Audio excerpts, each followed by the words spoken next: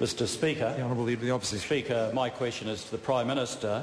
Does he stand by his statement, quote, New Zealand takes its international obligations seriously and does not support texts unless we're able to implement them? The Honourable Prime Minister. Mr. Speaker, yes. The Honourable Leader of the Opposition. Are there any articles in the text that his government signed up to this morning that he is not able or unwilling to implement? The Honourable Prime Minister. Mr. Speaker, I think it's important to understand that the Declaration of Rights on Indigenous People is just that. It's a declaration. It's not a treaty. It's not a covenant. You actually don't sign up to it. It is an expression of aspiration.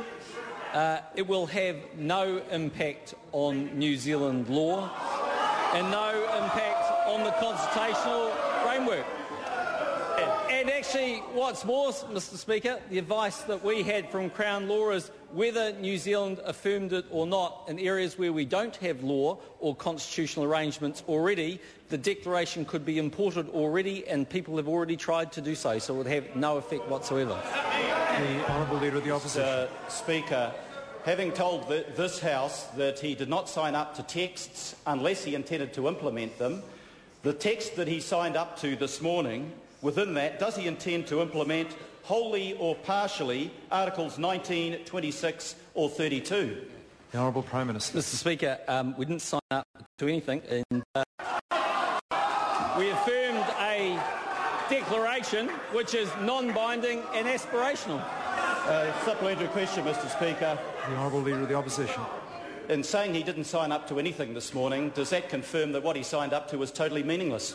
The Honourable Prime Minister. No, Mr. Speaker, no. What is the reality is that New Zealand has a very proud record when it comes to Indigenous rights, and for New Zealand not to have affirmed the declaration when Crown Law's advice was quite clear that this was a non-binding aspirational goal that would have no impact on New Zealand's law or New Zealand's constitution, to me looked a bit churlish. The Honourable Leader of the Opposition. Mr. Speaker, which of his ministers were correct this morning? His Minister of Maori Affairs, Peter Sharples, who said that this signature came without caveats, or his Minister of Foreign Affairs that said that it came with caveats?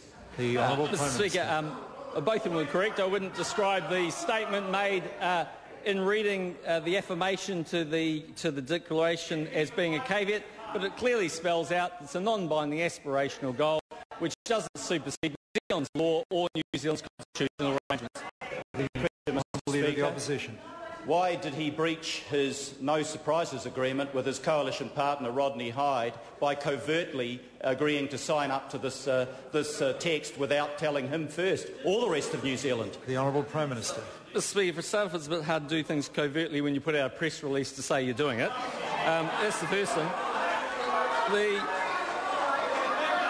The second thing is, for quite some time I have been saying that the government is working towards this, and including as late as last week where I said from New Zealand's perspective it is true we have been working and looking at ways we might adopt the declaration. Progress is being made and I'm happy with that progress.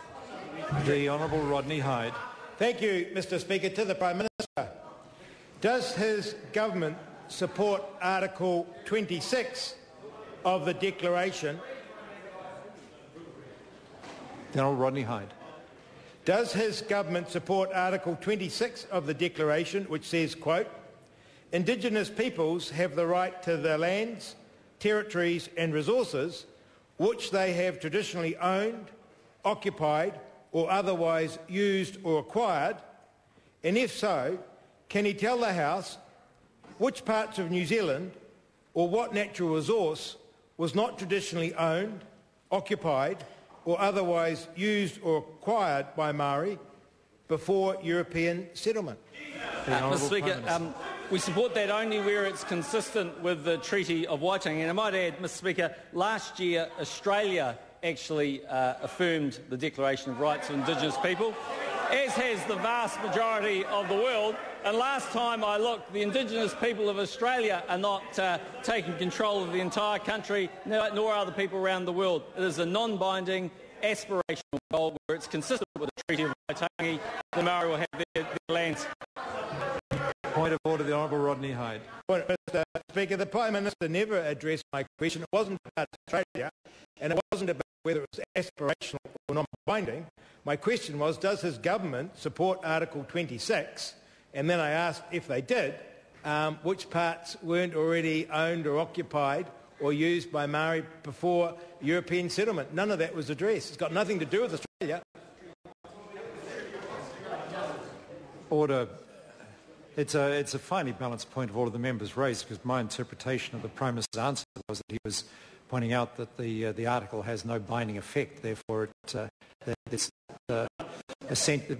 can't alter who owns what in New Zealand at all. But the member still has a further supplementary, and if he wishes to dig deeper into it, I think he can with that further supplementary. Order, Mr. Speaker. Actually, we don't have a further supplementary, because Mr. Boscawen has a question down. But the point is, whether it's binding or not, this is a serious question about whether the government supports the article. It's not whether it's binding or whether Australia did this or that. It's whether the government supports Article 26. Order.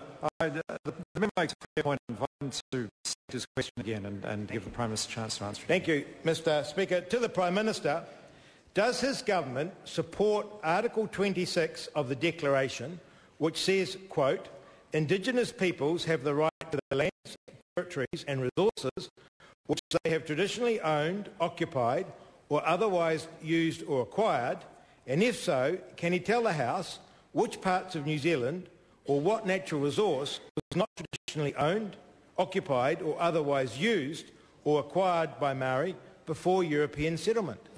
Speaker, only where it's consistent with the Treaty of Waitangi, and that's exactly the process when people go through a treaty claim. The Honourable Leader of the Opposition. Supplementary question, Mr. Speaker. Was Dr Sharples correct when he said that the decision to sign the text was made weeks ago by Cabinet? If so, why was no announcement made? Why were the media not informed of Dr Sharples' impending trip other than Maori television? And why was the event taken out of the ministerial diary of events? The Honourable Prime Minister. Mr. Speaker, well, if he said signed, then he can't be right, because you don't sign it, you affirm it. Rahui Katane. Thank you, Mr. Speaker. Rahui Katane.